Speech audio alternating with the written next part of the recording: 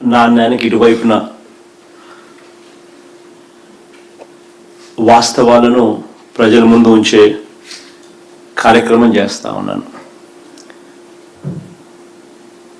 Last week గత వారంలో DSC మీద ఏదైతే చంద్రబాబు నాయుడు గారి గవర్నమెంట్లో టీచర్ పోస్టులకు సంబంధించిన అక్రమాలు,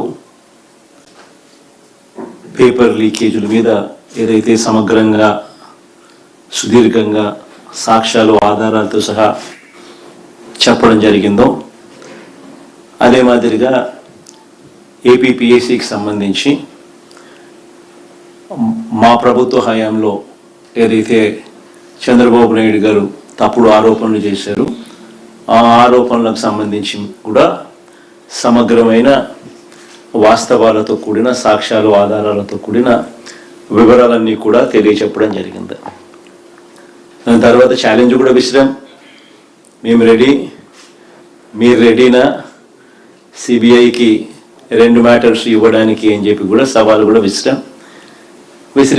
సవాల్ విసిరిన తర్వాత కూడా ఇంతవరకు ఆ టాపిక్ మాత్రం మాట్లాడరు. ఆ సాక్ష్యాలు ఆ ఆధారాల మీద మీ వివరణ ఏమిటి అన్నది మాత్రం మాట్లాడరు. ఏదో కోడిగుడ్డు మీద ఈకలు పీకినట్టుగా మీడియా కాన్ఫరెన్స్ అయిపోయిన తర్వాత మీలాంటి విలేకరులు అడిగిన ప్రశ్నలకు ఏదో